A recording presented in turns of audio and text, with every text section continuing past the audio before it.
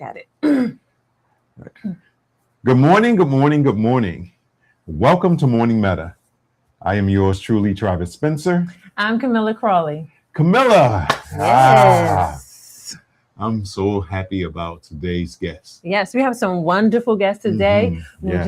Mujasi and Ayo from the Black Family Blueprint, and I'm so excited to get into conversation with them. Yes. But before we start, Mhm. just a reminder for everyone out there, our themes for this season, because this is going to be our conversation that's going to wrap up the winter season for us. So our themes are turning inward, introspection, acknowledgement and acceptance, stillness, rest and reflection, and nurturing growth and change, self-compassion and grace. All right. So I know that we've had an opportunity to work with the Black Family Blueprint, and they have just phenomenal programming. And what we were able to participate in was just a wonderful experience. Yes. But what do you remember about just connecting with the Black Family Blueprint? Well, what I remember most about connecting with Mujasi and Ayo, it has been a wonderful lesson in what we can do as a community to grow and to heal. The Black Family Blueprint, what they share in their program is foundational to the healing in our community. So to be a part of that and to share mindfulness with community members through the Black Family Blueprint has been a blessing, and it makes me know that we're on the right track, with healing our community. Yeah, I agree 100%. So we're going to let our guests introduce themselves and just share a little bit about them.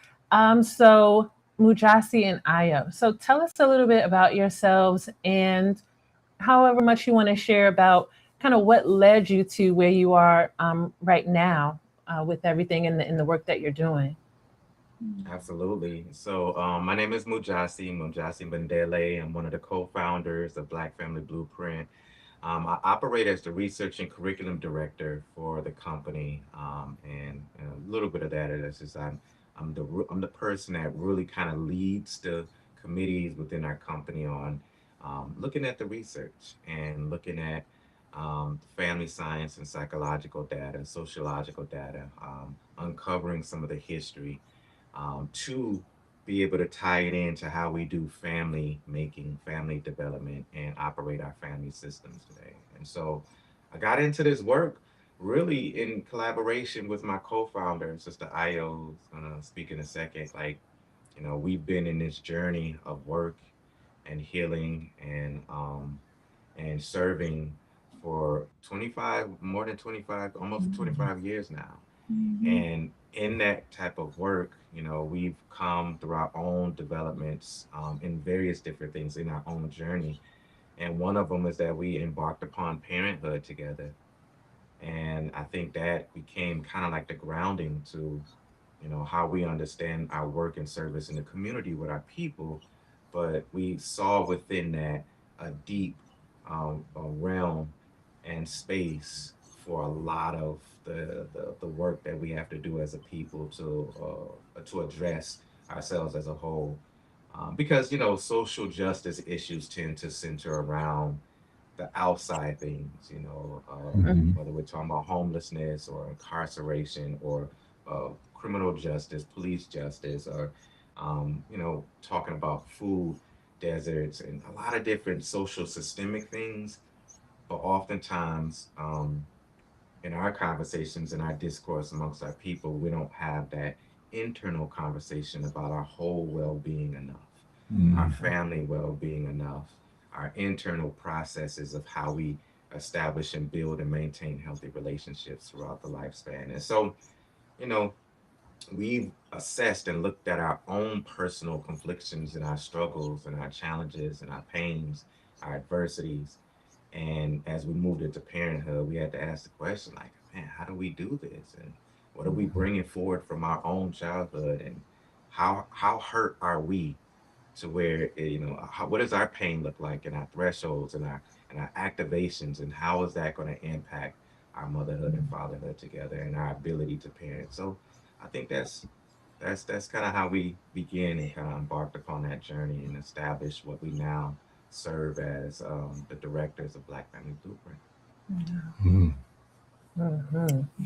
And good morning, y'all. I'm so excited that we were invited to share this space with you this morning. I love seeing you and hearing from you and learning from you. So I'm really honored to be here this morning. My name is Ayolanda. I am co-founder of Black Family Blueprint along with Brother Mujasi. And the bulk of my work is around taking that research and breaking it into like tiny little pieces of information and transforming that into embodied pieces of information that we then connect with families through coaching and through workshop development and parenting classes. It's very important for us to take factual information. It's really important for us to be able to look at Black scholars who have studied Black families and who have studied Black ways of being, who have studied resiliency factors in Black communities, and learn from them, learn from the evidence that they left, because we do evidence based work. Learn from that evidence and then build it into the structure of our curriculum so that families have access to that information as well. We're just taking it a step further and bringing it out of the head and bringing it into the body. And so, one of the things that we talk about is that knowing better and doing better come from two total different processes in the brain. And so, our work is around first knowing better and then doing better. If there's something that we were doing that might need, some adjusting. And so, I think Mujasi covered a lot of what we do. We're married.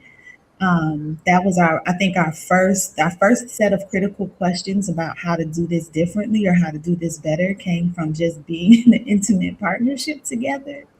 And then we had this whole second layer of critical questions that we had to ask ourselves being parents together. It's a whole total different thing. And there were some areas where we were thriving and there were some areas where we were barely surviving. And it's been a blessing because it's created this body of work that we implement within ourselves and within our families, and that we're now able to share with the community. Wow. Yeah. Just wonderful to hear some of your story. And really, what's sticking out to me is, I mean, I think Mujasi, you said this in the beginning about how oftentimes everything is focused outwardly. But what it sounds like to me is that, both of you really turn inward. That work started there. And then as a result of that, you all were able to then share, wisdom, share your knowledge, your experience, your skills with other families moving forward. Mhm. Absolutely, absolutely. And I think, and so to kind of set this off in that way, in that direction, and thank you, Camila, for summarizing that. I would say that's the core of what informs us and what makes us curious in the work that we're doing. Is that I think we're in a generation now of Black discourse in mental health and cultural healing and practitioners, is that we're now starting to turn inward in terms of what we need. Now, if some of our Black nationalists and leaders in the 60s and the 70s said that the revolution is the revolution of our minds as well as a break from capitalism, I think that first part, the revolution of our minds, was a preset to really examining where we're at now, a generation later, where we're examining what's the revolution within our internal systems as a Mhm. family and as a people. And when I look at the themes that y'all have been exploring with this winter session with the morning meta, is is really understanding that healing journey, that inward process, that growth, the patience and the acceptance and the compassion that y'all teach and y'all instruct and guide us with. And these are some of the guiding principles that we've had to come to examine. How do we bring this into the relationship dynamics of our families and of ourselves? And I don't think it's coincidental that three of the themes that y'all have been exploring in this morning session is one of the first strategies in the first curriculum that we designed for one of our work, and it's called Parenting Against White Supremacy. And within that, we explore 10 different strategies where we're examining what do parents need in order to raise healthy children and healthy families in a society that centers whiteness, that focuses on whiteness, that privileges whiteness, that it creates systemic access for white success. And so, Mhm. as a Black parent, as parents of African descent within this country, we have to first anchor ourselves in self care and self reflection and self Mhm. development, and how that accumulates to self healing and doing the work of healing and building ourselves. And that's an internal process. And as parents, that key piece is the first thing we need to do in order to be effective parents. And this became more real to me not through research, not through research. It wasn't a book that opened this up to me.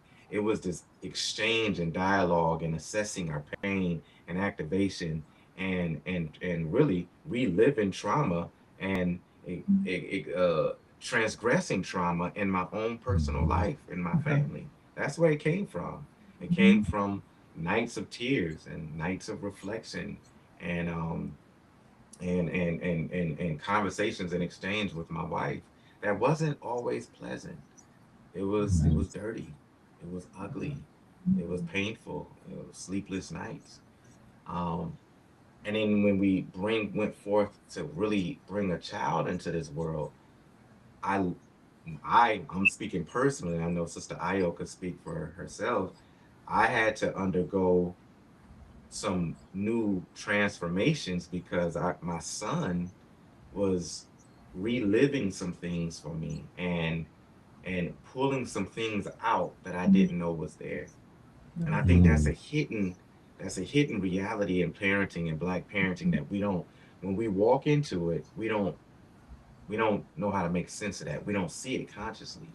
That our children is going to surface things that are we've buried and embedded, and it's become almost like a mind frame of how we operate unconsciously. They're going to surface that to the conscious level, and it could be ugly, it could be nasty, it can be very traumatizing to that child. And these are the negative patterns that we learn to what psychologists now operate and conceptualize as intergenerational traumatic transmission. Like these behaviors and expressions and these emotional patterns that we extend and pass on to our children subconsciously and and unconsciously, because they're coming out of our own lived experience that we haven't been able to process. And it requires a lot of the work that y'all are doing in order to become aware of that, bring it to the surface, deal with it, to see it, to label it, to finally label it, to sit with it, to breathe through it, and then find some compassion in it, so that way we can move and shift it to do some different things. And so I know for me, that's been my journey. I've moving into parenthood in many different stages in my life. I was too young to be a parent at first, and moved into my marriage with my wife and had children and still had a lot to work through. I had to process some things that was was was negligent and undeveloped with my own maternal figure, my own mother. I had to process some things and messages that I received from my fathers and my uncles and my upbringing that was very terrible scripts of what it means to be a man and to be a father and to be healthy. I had to integrate myself into an emotional um, being, because socialized in the generation that I come from the family background that I would come from, having emotions meant that you were weak. It meant that you wasn't tough. It was a challenge to the script of what they deemed as masculinity, it meant that you were flawed and had faults by your very nature of being a man. And so you had to like be callous to emotions. And I moved into a space in my life as a father and as a husband where I realized that wasn't helping my relationship. And I valued my relationship with my wife and my sons. And so it pushed me into a journey to try to ask some hard questions, to sit with myself and look myself in the face and just and start to develop slowly. And I'm still in this journey of compassionately looking at myself in certain stages of my life and learning how to love that human being that didn't have the resources at that time and some of the decisions that was made, and making peace with that and using that information to support, guide, and love on my child in a way. So in some respects, using my relationship with my son to heal myself in the past. And I land there because I love to hear from Sister Ayo and how how what I'm saying relates to her journey and the work that we're doing. Yeah, no, that's good. I'm just like, yeah, like just you Yes. know, Mhm. we when Jossie and I found each other in this world, I had just turned 20. I think he had just turned 23. We were already in the throes of like doing some community work and like organizing. It was already doing these things. We met each other working, and I think we tried not to click, but we ended up clicking anyway. And and so when we got together, there was like this remembering Mm. of, even though we never really met each other before, we had similar circles, but there was like this remembering. And it was beautiful. And as we all know, as you know, relationships go through their stages, that closeness and that vulnerability really does begin to open things up. And so it did that for us, as it does, in many relationships. And so, Camilla, when you talked about the looking inward, that's what comes up for me. We got to a point where we really had to, as Mujasi said, start asking ourselves some critical questions. I always encourage myself and others to just be curious about what you feel. Be curious about how you're moving. Just be curious enough to ask yourself a question about it, because there's some answer or some resource there for you. And so we hit a point where we had to really start being curious about our ways and the ways that we were connecting with each other, the ways that we were communicating with one another or not communicating with one another. Because, sometimes it's like, I have nothing to talk to you right now. Sometimes we go that Yeah. relationships with each other too. And so we, over time, begin developing like these strategies for ourselves. The first one that we ever co-created that I can remember was called a constant conscious effort. And it was that I will constantly, consciously make an effort to be able to see you and to be with you no matter what. It was really around staying connected with one another despite everything that we're going through. And so, what that allowed us to do is to really be able to see each other differently, to be able to kind of just sit in the trenches together. It was not a perfect model, but it was one of the very first things that said, like, this is like, I'm here to do this work with you. We're going to do it. I'm going to do it together, and we're going to do it as connected as possible. And so over time, there's been these moments where we've created things, and then we're connecting with friends, and we're like, oh yeah, well, we do this constant conscious effort thing. Like, you should try it. And so our work really just began to emerge organically as we were trying to figure ourselves out, as we were looking inward, as we were reflecting on our personal family life and understanding where we came from and the things that were gifted to us and the things that weren't, both bad and good, because every gift ain't sometimes it's not a good gift, but it's something that was gifted to you. And so just really reflecting a lot and then being willing to do the work. And I don't know what was I can't entirely name what was present in our lives that allowed us to stay with it, and to keep going during some of those very difficult times.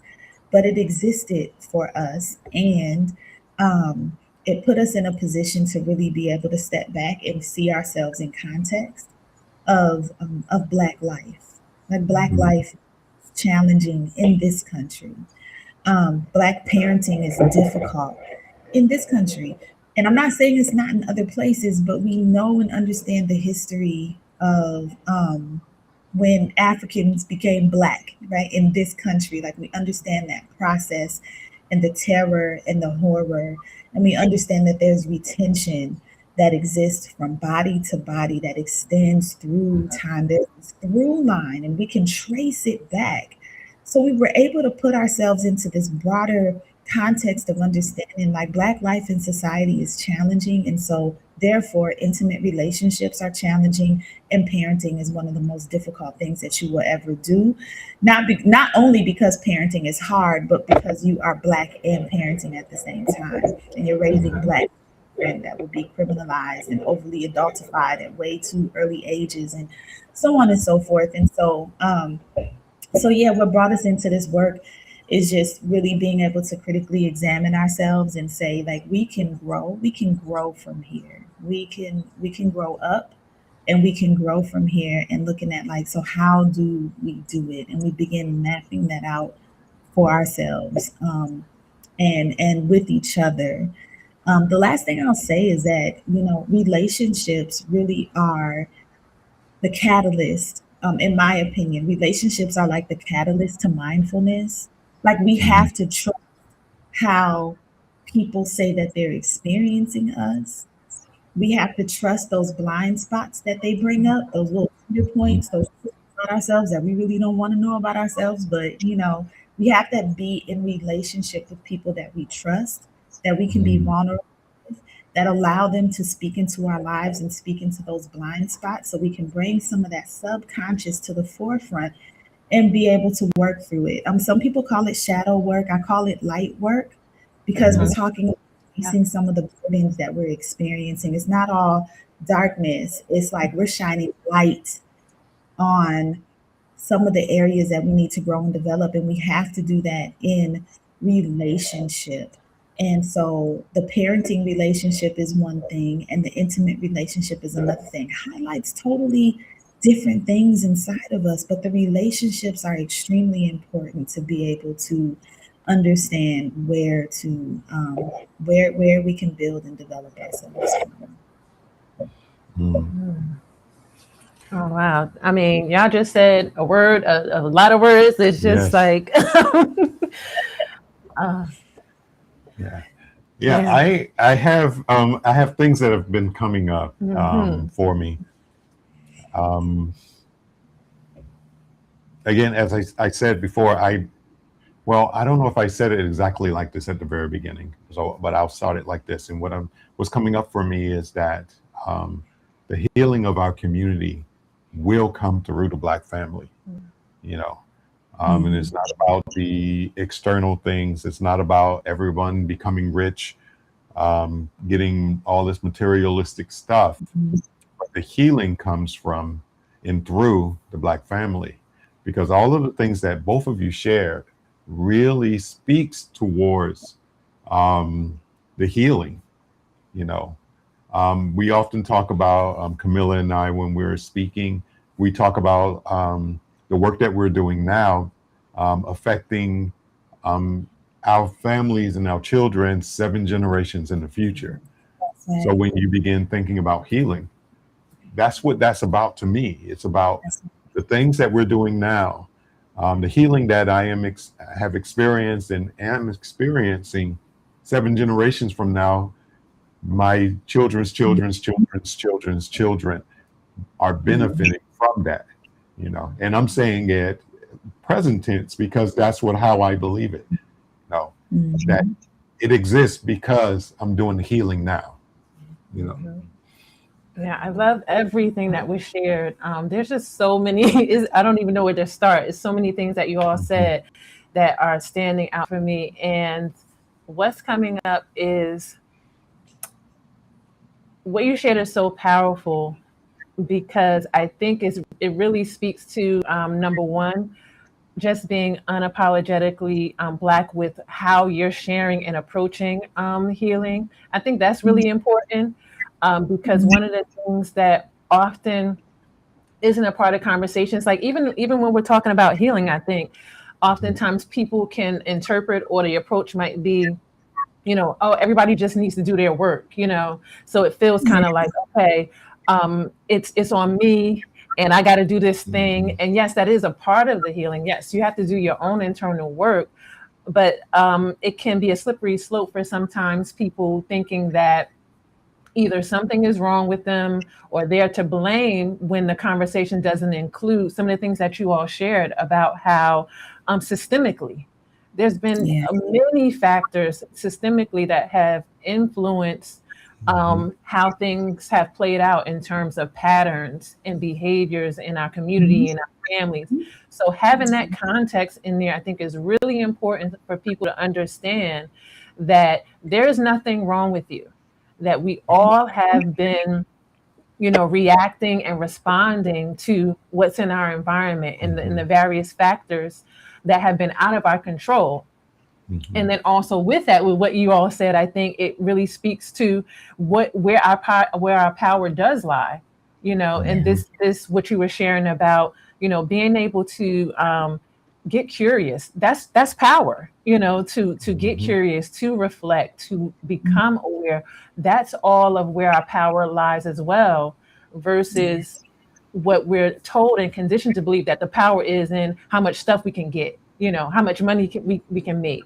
But the power is in those places because we get to choose. You get to choose curiosity, you get to choose reflection, you get to choose all these other things. Mhm. So I think what you all share is just so on point and really, really powerful when Yes. I think about it. Absolutely.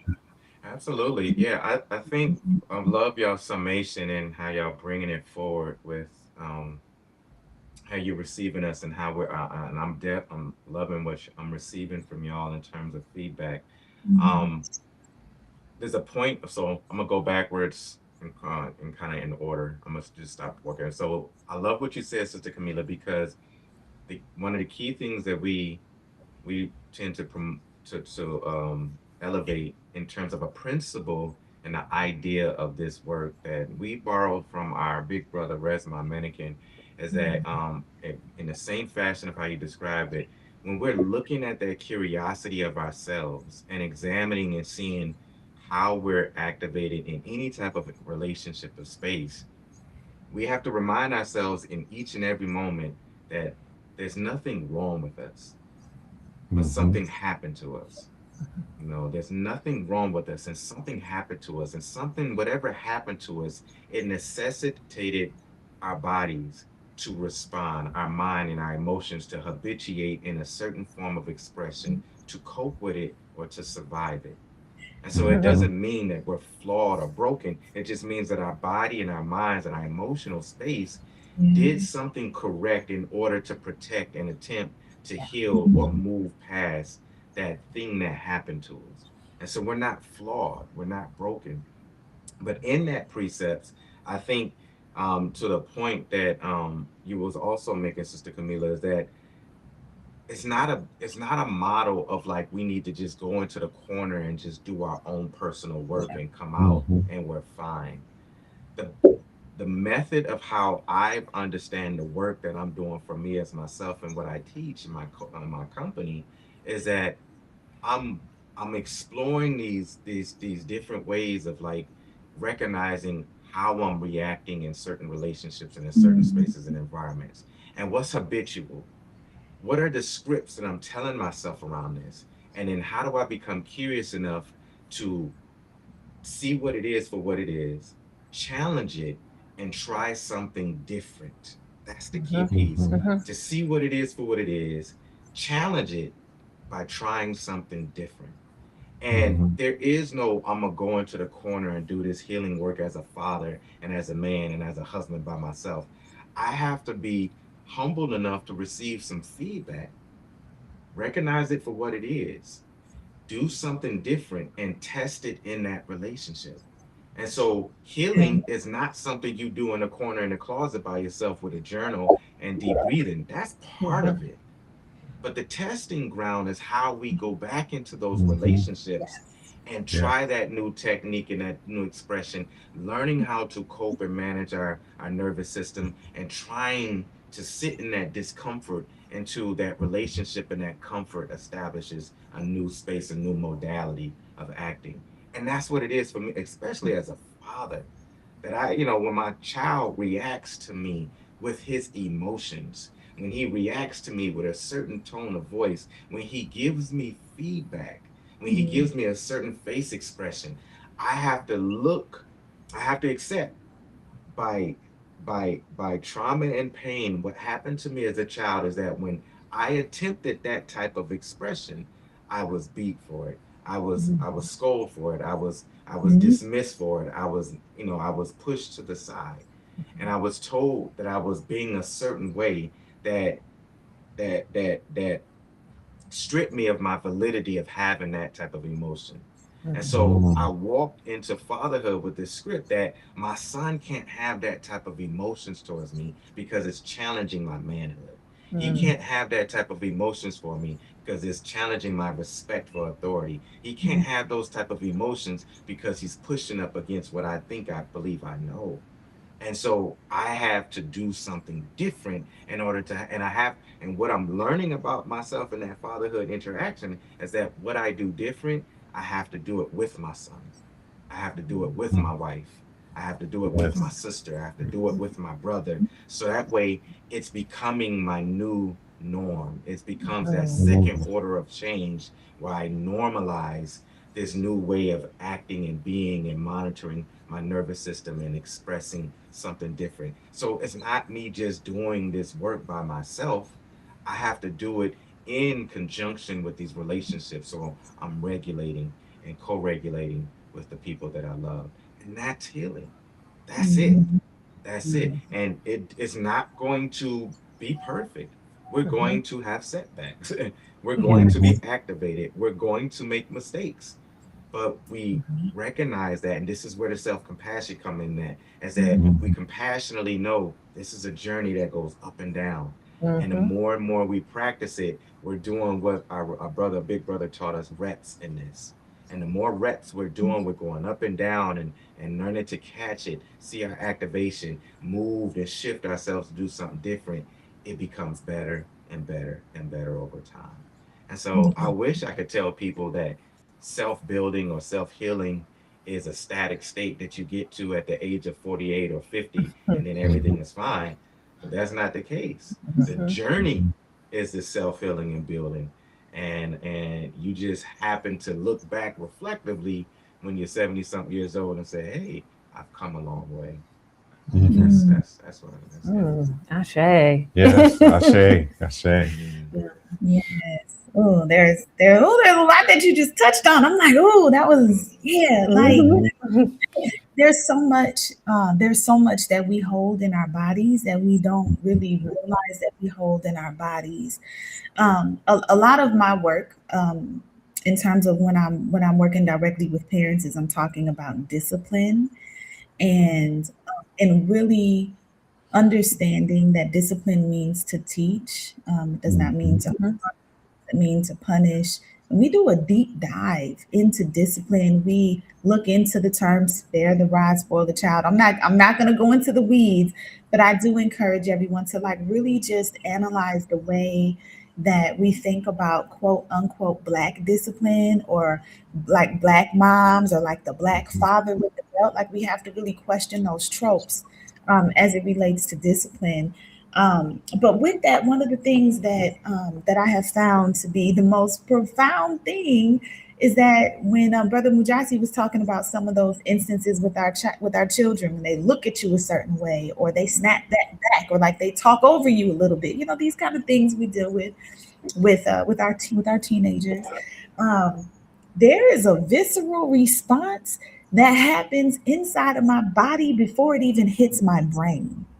And so Mhm. we Mhm. Mhm. parents to dial back a little bit and figure out what that is and where do you feel it at. When Mhm. your child tells you, nah, I ain't finna do, like something like that, like, ooh, where do you feel it at first? And like, Mhm. let's work in that space first before you even respond. And usually it starts with the breath. Mm-hmm. It starts with the breath. Let's take a deep breath in. Let's get some oxygen to the brain. Mhm. Let's help you step back from the rage that you feel building by just taking a breath. That is one of the most profound forms of power from within, is to be able to Mhm. breathe through a moment so that you can have more clarity Yes. about move. And so when I was assessing my discipline strategies, now I love children, y'all. Like I love the babies. I love the babies so much. And I found myself using some forms of harsh discipline in my parenting. And it never felt good. And it also felt justified at the same time. So it was this weird cognitive dissonance that using harsh Mhm. discipline did for me. Mhm. And it really, so, some people, it's like, it's one of those, like, if you know, some people have that one child that doesn't matter how much harsh discipline, like it ain't gonna work kind of situation. Mhm. Mm-hmm. Well, God blessed us with one of those. and,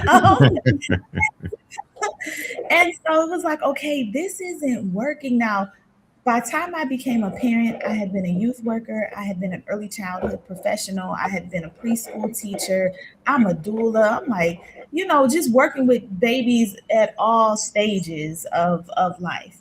And still ran into some issues with working through the strategies on how to be more mindful in my parenting, because when I heard a certain tone from my son, when I saw a certain look, when there was some so-called defiance, or that word that we tout very often in Black parenting, that disrespect, it kept bringing something up for me, and I was reacting before I even knew it, and then I was feeling regret afterwards.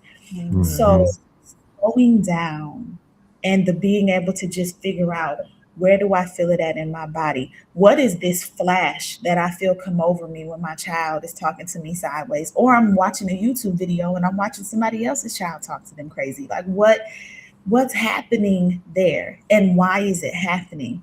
And I talked about earlier, there's this through line that takes us way back, but it is part of the trauma that has been passed from body to body. And when you have a child who is speaking to you in a tone that is disrespectful, historically speaking, that was immediate danger for the entire family.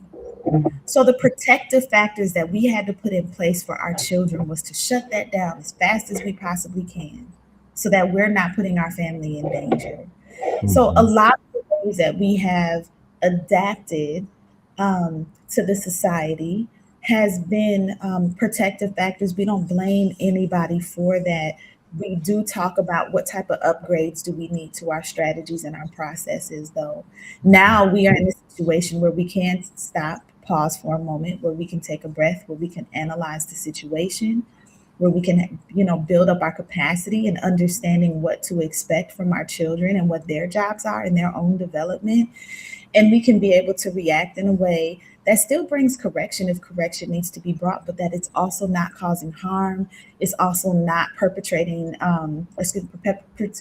perpetrating white supremacy models and strategies of, dealing with Black bodies, and making sure that we're not continuing to pass trauma from body to body, and make Mhm. sure that we're not what I call plantation parenting.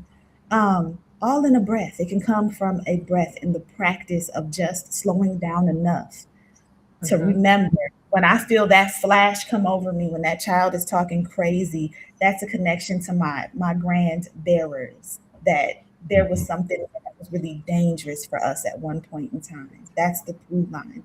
And I can remind myself that it's not a dangerous situation when my child is just trying to advocate for themselves.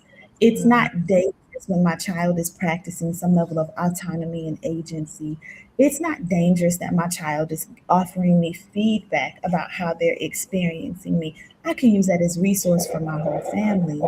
Um, and I can be vulnerable with my children, and I can grow with them because I can do that now. And so that's just accessing some of that power from within, and that slowing down and the breath and the mindfulness of the moment. And sometimes parents are like, man, I don't know what happened. Like I just had a meltdown. The next thing I knew, I was yelling, I was cussing, I was whooping them. And it's like, okay, let's take it back. Like, what happened right before you hit? Mhm. Mhm. Mhm. Happened right before you yelled. Let's figure out what's happening in the body, resource that, then we can really change how we're moving and engaging. And it's very much so the same thing in intimate relationships. Absolutely. I'm gonna say one thing real quick to make sure that I'm not being misconstrued. And it's something that joins with what my brother, what you said, Travis, is when we're making decisions to think about our generations, 5 to 6, 7 generations forward. I don't want to demean the practice and the initiative to think about our social justice and economic legacy and longevity into our generations forward, because I'm not devaluing that or deprioritizing that. I think that's critically important. I think in terms of how we think about our children, and our children's children's and the legacy that we want to leave behind us, we need to make sure we have a descriptive and contractual relationship with how we want to establish some economic possibilities that live beyond our bodies and breath. We need to think about their political reality, and Lisa, and also a collective political reality. So we're establishing a continuation and a heritage of our peoplehood into the next Mhm. generation. I think that's very important. And we want our children to have a better political experience than we have right now in the next 2 to 3, 4, or 5 generations. So I don't want to deprioritize that. I just want to bring in what we're talking about here. What Sister Io crystallized beautifully is that there's a moment to moment thing that we also have to do with our internal relationship dynamics that's Mhm. intergenerational, that pushes up against the freight train of these negative patterns that we've inherited, and begin to introduce some more healing and holistic healthy interactions with our children so they can carry that forward. And we have to balance that, counterbalance that with the work that we're doing in terms of our economic, political, collective, and social experience as a Mhm. people. That there's an internal social reality and social force in family making and healing relationships and developing whole human beings in our children and our grandchildren, and regeneratively, in order to make sure that we're building and living a legacy of some healthy human beings into this world from my space. And that comes with being able to catch ourselves in our activation moment, these minute to minute moments of breathing through these things, recognizing it in our body, labeling it, and then choosing to do something different that's Mm. more in line with the development of our children, with our husbands and wives, with our grandchildren, so that way we're living forward for them in the future. We need them to look back on us and say, my grandfather, my grandmama, my great grandfather, my great grandmama taught me and showed me this based on how I experienced him or her. And that's why I'm bringing this forward with my children today. Yeah, ooh, yeah, that piece around the generations forward too, just in addition to what Mujasi is saying, is that like our work is it exists more in the Afrofuturism space, because we have to imagine what black families can be. So it's Yeah. not like Mhm. not from a not from a sci-fi perspective or anything like that. On the But when mothership, my sister, you ain't talking about the mothership. we yeah, so not from that perspective, but just thinking like, have black families ever had the opportunity to be whole? Have Mm. black families Mhm. ever had the opportunity to just be able to just stop and think for a minute? Have we ever Mhm. really had a chance to take a breath? We know our movements, especially with the state sanctioned violence, is that I can't breathe. Mhm. That Mhm. Mhm. extends far and wide across so many different aspects of black life. And so thinking about black families in the future allows us to really imagine what having the capacity to be in relationship looks like as a Mhm. parent, as an intimate partner, as a neighbor, as a community member. It gives us the opportunity to imagine what it can be, and we build and we create solutions from that perspective. When we think about, we used to talk about our work from the notion of restoring the Black family. And then we really had to critically think about, like, but if we're restoring Black families, what are we restoring to? What is Mhm. it referring to? We became Black when we came to this country. We did not come to this country as Black. We became Black when we got here. So if we're restoring the Black family, what exactly are we really talking about? So we had to really conceptualize Black families differently and think about the language that we're using. And so we're thinking forward to those generations, building that legacy of healing that Brother Travis was talking about, and being able to reduce this body to body transmission, the intergenerational trauma, reducing it, like bringing it down Mhm. by introducing more of those healing factors and healing centered environments within ourselves and within our homes that really do allow us to thrive towards our future and towards those future generations. Mm, mm, come on, Mhm. Mhm. Yeah, come on. I have quite a few things coming Mhm. up for me, um, and I know I'm not going to even step into all of it. I want to make this one comment, and then I have a question. I think that Mujasi, I'm really feeling what you were saying about this internal work, and I believe that the other components that we were talking about, the political components, the economic components, Mm, all of those things need to be grounded in a perspective that is a healing centered Mhm. perspective.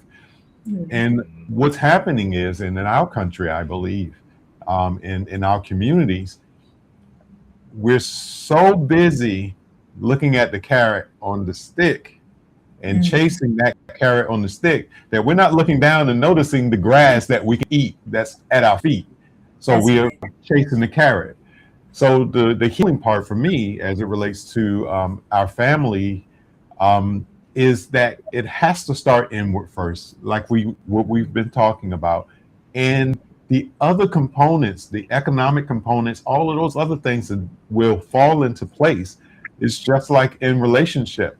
Mhm. If you're on your healing journey and you are with someone who also respects your healing journey and are on theirs, then you're going to meet in the middle and reflect where you are and be open to one another and support one another. Camilla and I often talk about spiritual partnership, Mhm. which is a partnership between equals to support that healing and growth. You know, and we're Yes. committed to that in our lives. So I mm, support her, she support me, and we support one another. Now, I've Mhm. said all of that. I'm gonna step off my little soapbox and ask my question. So I know that in our community there are a lot of families that are extended. So it may not be the mother, father in the house, or one of those people may be absent. And what is your vision when you begin talking about Black Family Blueprint for those who are in quote unquote, I got to put it in quotes, non-traditional family structures? Well, first we just got to challenge the whole idea of what is a normal family structure Mm, and what's traditional. Um, because again, this goes to what Sister Ayo was saying, and Sister Ayo didn't say that she was being kind and compassionate today, and I appreciate that. But we have our little back and forths on how much do we lean in futuristic imagination and projection in terms of the family structure, and how much are we restoring from the past. And so it's a dialectical struggle that we have that I think is just Mm. beautiful because it informs our work. But it's Yes. one of those pieces where when we're looking at kind of like those traditional value sets of what family structures look like, it's not going to look like this nuclear model that America has created an economy around, that has created a commercialization around. It's not going to look like that.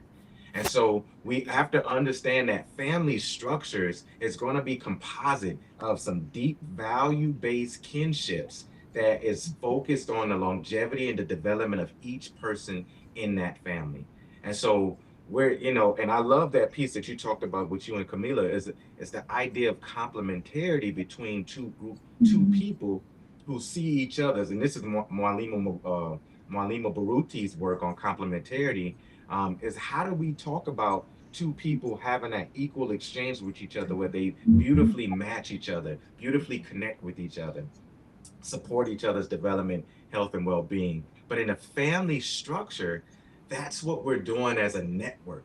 That's what we're doing in our, and I wouldn't say dyadic relationships, but our multi-dyadic relationships, our multi-complex relationships between the different various partners. And so one of the things to answer your question more directly is that I would like to make sure that in practice as a people, we move from thinking that we have to raise our children in silos and begin raising our children with this intermarried relationship between family and community.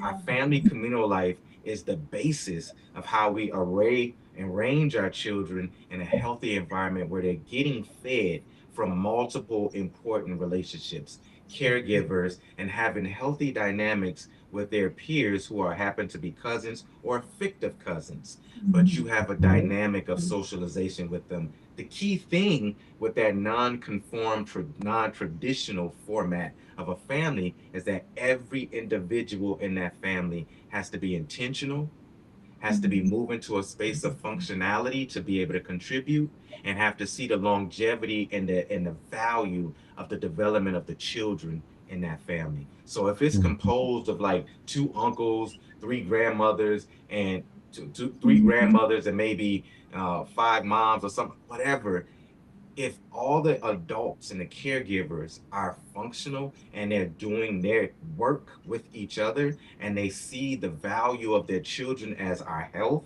our godly and divine necessity, as our what my godfather, our children as our wealth, that's Mhm. African in its traditional format. Yes. And where Mm. you basically unearthing a community model where again the village is now raising the children That's again, right. but it's not going to look like a village on the coast of Ghana, Mhm. a village on the coast of Benin, or the Oyo, or the Yoruba, or the Efe. It's not going to look like an Ashanti village. It's going to look like some intentional parents that Mhm. live between the DMV, that connect with each other on a routine basis, and they have intentional rituals and communication and support and interaction with all of each other's children because they recognize that my well-being is dependent on their well-being and their well-being is dependent on mine, and my investment in their children is their investment into my children, and we have a Mm. mutual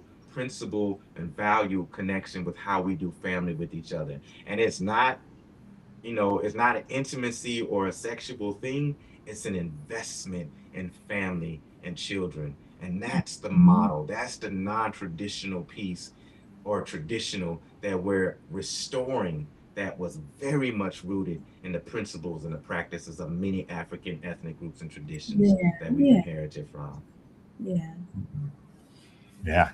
Mm, I hope yeah, that answered your question, but Sister Io, But you can chime in yeah. because I know I That's challenged you a little bit. So, Well, I don't see it as a challenge. I think we're saying the same thing just from two different absolutely.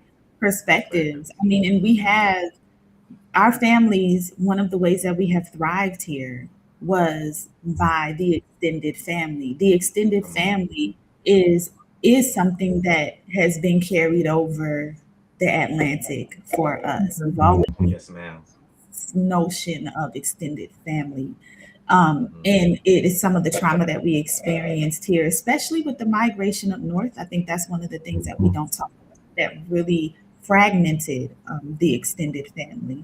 And so, that's how we thrived economically, socially, educationally. We've thrived with the extended family models, and so we don't believe. I don't personally believe that a nuclear family model brings forward the same type of outcomes Right. as an extended family. Like there was a period of time where we really didn't have much family support. We had a little bit of community support, and it was really difficult. Like the strain on our marriage, the strain on our parenting, it was tough. Like it'd be so Hmm. hard. It'd be so hard. Hmm. It'd be so hard. A lot of our work is around reducing isolation, reducing family and parenting isolation because we know how difficult it is. And so we know that parenting in community is a resilience factor for us. And so that is like a big part of the work that we're trying to do. And so, back to like the critical questions that we have to ask ourselves: why are we parenting in isolation when we know that we come from of parenting and community? What happened there when a parent who may be a single parent, not even just a mother or a father, but just any single parent is like, man, I'm not gonna mess with nobody. I don't talk to my family. I don't keep no friends. It's just me and my kids.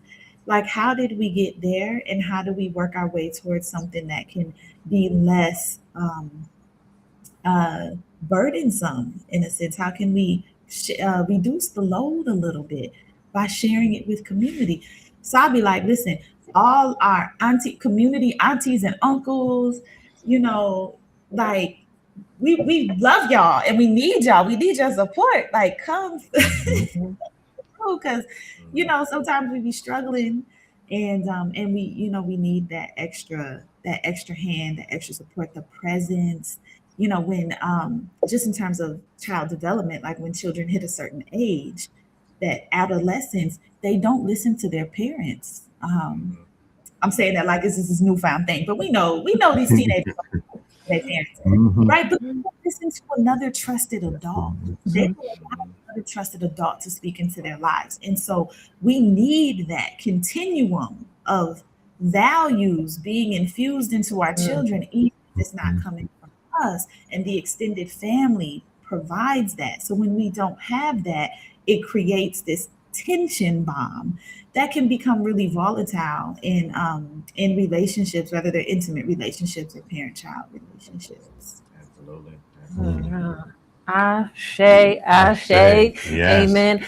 All the things, because there's so much here that you all have shared for people to sit with, chew on, and everything. And we just really appreciate you all for sharing your wisdom with the audience today. There's so much that's still percolating in my mind, but I know we got to wrap up soon. So I want to get to the sentence stems. Okay. So with all the guests, we throw out a few sentence stems, and you just complete it with the first thing that comes up in your mind. It could be a word, a statement, whatever.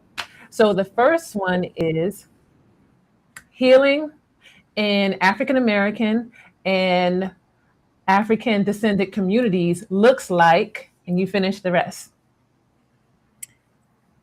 Doing the hard thing when you know that it's the righteous thing to do. And Mujasi? I can't come behind that. That was beautiful. I can't. You like check? That was gorgeous. Check. Done. So she's dropping mics over there, basically. So the mic drop. She Okay, dropped we the good on mic. that one? Yes. Yes. All right. So the next one is community to me looks like. Community to me looks like a network of intentional, healthy adults and children that have a beautiful interaction of development, healing, functionality, and involvement with each other. All right. For, And the last for one? cultural and ethnic development. I'm sorry, I always got to remember to say that. That's good. Okay. All right. And the last one is joy to me looks like. Oh man. The first word that comes to my mind is freedom. Just being free to be. We have to put on so many masks and have to operate with so many filters. And we have to wear society's impression of who we are on our sleeves just to be able to navigate our society and to be able to protect ourselves. And so to me, joy is like the opposite of that. It's just like the freedom to just be. I don't have to be reminded that I'm a Black woman in this world. I don't have to put on a mask to show up. I don't have to be a certain kind of way just to show my face, but I can just be free. That would be joy to me. All right. So in our last 30 seconds. Oh. Go ahead, Mufasa, Mhm. Mujasi. I'm sorry. Mujasi, yeah. Joy to me is a constant practice of looking at myself and just loving on myself and doing everything that I can to nurture myself spiritually. Love it. I think that's a great way to end on joy. And everyone that